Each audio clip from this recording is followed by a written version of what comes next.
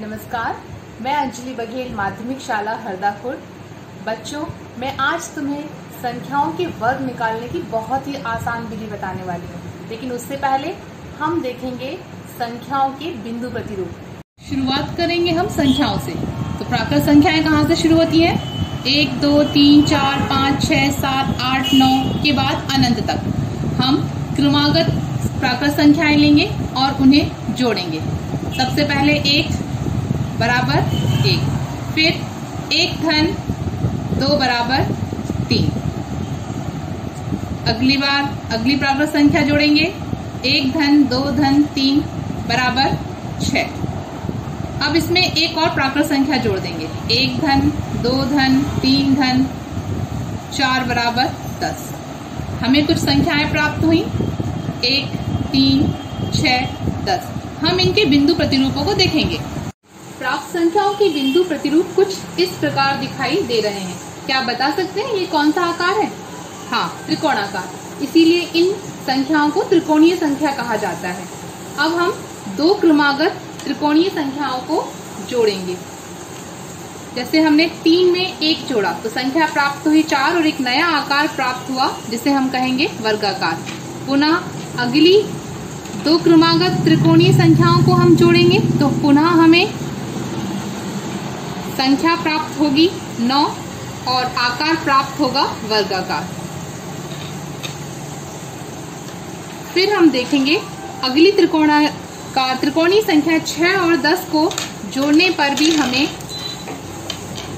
अगला अंक मिलेगा 16 और जो आकृति प्राप्त होगी वह भी वर्गाकार होगी। तो क्रमागत त्रिकोणीय संख्याओं का योग ज्ञात करने पर हमें कुछ नई संख्याएं प्राप्त हो रही हैं तथा इन संख्याओं का बिंदु प्रतिरूप बनाने पर वह हमें वर्गाकार प्राप्त हो रहा है। तो हम कह सकते हैं कि ये संख्याएं उन वर्गों का क्षेत्रफल हैं। इन चित्रों को यदि हम देखें, जैसे यहाँ पे 4 का बिंदु प्रतिरूप देखें तो हम यहाँ बोल सकते हैं कि 2 आ रहा है 2 बार, या 2 गुणा 2 बराबर 4, तो 2 का वर्ग कहलाएगा 4। इस आकृति में 3 आ रहा है 3 बार, इसे हम लिख सकते हैं 3 गुणा 3 बराबर 9, या 3 का वर्ग बराबर 9। संख्या 16 के बिंदु प्रतिरूप में हम देख सकते हैं कि 4 आ रहा है 4 बार, या 4 गुणा 4 बराबर 16।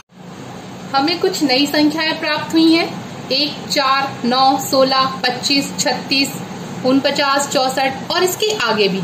इनमें क्या खास है? ये किसी वर्ग के क्षेत्रफल हैं जिसकी भुजा प्राकृत संख्या है। इस प्रकार की सभी संख्याओं को उसी संख्या के गुणनफल के रूप में व्यक्त किया जा सकता है, इसलिए इन्हें हम पूर्ण वर्ग संख्या भी कह सकते हैं। इसलिए किसी संख्या का वर्ग ज्ञात करने के लिए उस संख्या का स्वयं उसी संख्या से गुणनफल ज्ञात करना होता है। जैसे यदि हमें 5 का वर्ग ज्ञात करना है तो हम 5 में 5 का गुणा करेंगे जो प्राप्त होगा 25। 12 का वर्ग ज्ञात करना है तो हम 12 में 12 का गुणा ज्ञात करेंगे जो प्राप्त होगा 144। छोटी संख्याओं का वर्ग ज्ञात करना आसान होता है, परंतु बड़ी संख्याओं का वर्ग भी हम बहुत आसानी से ज्ञात कर सकते हैं। इसके लिए हमें 1 से 25 तक की संख्याओं का वर्ग याद करना होगा। उसके बाद हम जो विधि मैं बताने वाली हूँ उससे 25 से 75 तक के अंकों का वर्ग आसानी से ज्ञात कर सकते हैं।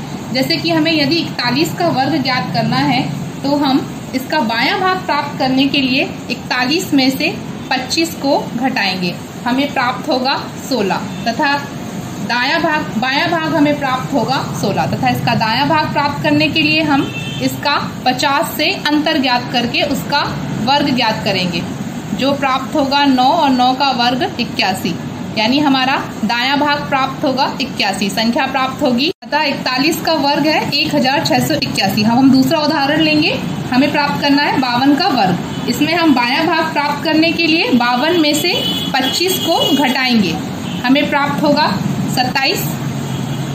अब हम 50 से 52 का अंतर लेंगे और उसका वर्ग ज्ञात करेंगे, ये आएगा 4। उत्तर के बाएं भाग में हम लिखेंगे 27 और दाएं भाग में 4। इस भाग में भी 2 अंक होना चाहिए, इसीलिए हम इसके आगे एक 0 लगाएंगे। हमारा उत्तर होगा 2704।